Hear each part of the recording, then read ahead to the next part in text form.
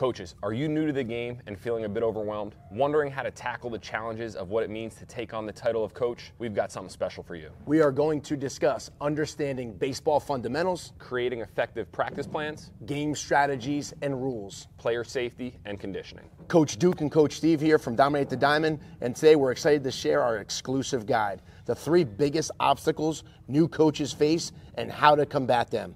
This guide is packed with practical tips and strategies to help you navigate the coaching world with confidence. Stay tuned to find out how you can get your hands on this game-changing resource for free. Coach Steve, one of the biggest challenges for new coaches is understanding the baseball fundamentals. Can you talk a little about that? Yeah, I mean, it's interesting because every time we run our coaches clinic, there's so many coaches that have never done it before. So just simply learning how to grip the ball, proper throwing technique, batting stance, how to stand in the batter's box, fielding triangle, how to field a ball properly, how to catch it properly with one hand or 2 hands. So the basic mechanics, I mean, you're setting the groundwork for the rest of their career. The next obstacle, creating effective practice plans.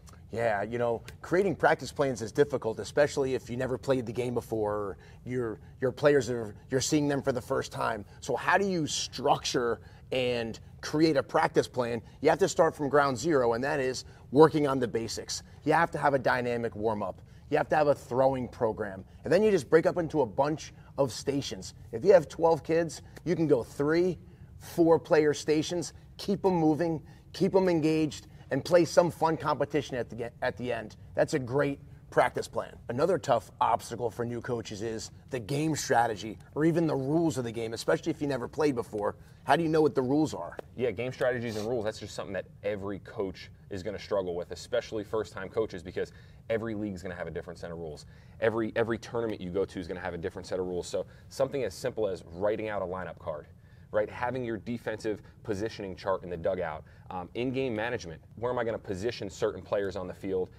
Communicating with the umpire effectively, communicating with the other coach as well as your assistant coaches. So there's a lot that goes into it, and I think this is something that every coach needs to master before they take the field. Can you talk a little bit about the little sheets that you always have so the players know where they're going, they know who's up next, they know what position they go into? I think that's something that somebody can do just on a dry erase board or pretty much anything, but I think that's something that can really help them. Yeah, I mean, every game I try to map out the game to the best of my ability. So who's pitching, how many innings are they going to throw, and then I either use the dry erase board or I create a little template with inning by inning who's playing what positions. Because you guys will see, especially at the young ages, every inning, Johnny's coming up to you, Coach Duke, where am I playing? And you're trying to manage the game as well as try to say, like, oh, did he play 2 innings on defense? Am I getting him enough innings at shortstop? So if you can prepare ahead of time and set the lineup as well as the defensive positioning. Of course, things are going to change every once in a while, but just try to prep to the best of your ability. I think the game's going to run a lot smoother, and now you can focus on the in-game management.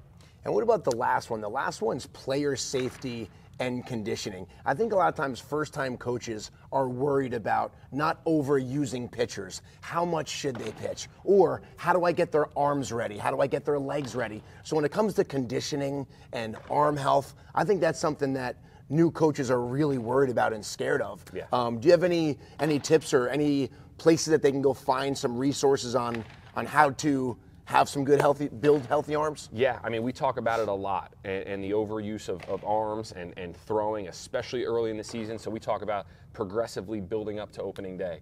We talk about the weather. If it's 35 degrees outside, you don't want to run a kid out there and throw him for 85 pitches on opening day. So we use MLB Pitch Smart. We try our best to manage the pitching staff, also understanding that they're going to be playing multiple positions at this age. So not overusing them. If you've got a kid that's catching 2 games in a row, it's probably not smart to have him pitch game 3. So just really trying to be smart, from that sense. And then on the conditioning side, the baseball community as a whole has gotten a lot better at understanding what's effective. Right? It might be quick, short bursts of sprints or a quick base running circuit at the end of practice, but having your kids go out there and run laps all day isn't really effective, and it doesn't really work for the baseball world. Don't forget to download your free copy of the 3 biggest obstacles new coaches face and how to combat them. It's our way of helping you make your coaching journey as rewarding and successful as possible. Click the link in the description to get your guide now. Remember to go out and dominate the diamond today.